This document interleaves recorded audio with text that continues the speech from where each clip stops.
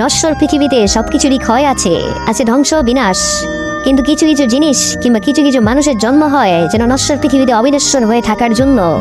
মাদাইরার রাস্তায় ঝাড়ু দেওয়া ছেলেটা হোয়াইট হাউসে ক্ষমতাসীন প্রেসিডেন্টের সাথে একই রিদমে হাঁটা যেমন এম্পাওয়ারমেন্টের উদাহরণ সৃষ্টি করে, খেলার মাঠেও কি তার চেয়ে কম? রোনালদোর যখন প্রফেশনাল ফুটবলে অভিষেক, আমাদের অনেকের তখন জন্মই হয়নি।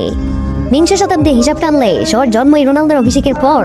এই দীর্ঘ পথ রোনালদো পাড়ি দিলেন কনসিস্টেন্সি মেনটেন করে, রাজার মতো খেলে। কত ঘাত প্রতিঘাত, সমালোচনা, কত মোড়, কত অভিযোগ, সবকিছু এক পাশে রেখে ফুটবলটা অন্য পাশে রাখলেন। বয়স 40, সমবয়সীদের অনেকেই কোচ, অনেকে পায়ের ডাক্তার দেখাতে মাঝে মধ্যে হয়তো হসপিটালের দিকে ছোটেন, অথচ রোনালদো এখনো গোল করেন বাইসাইকেল কিকে।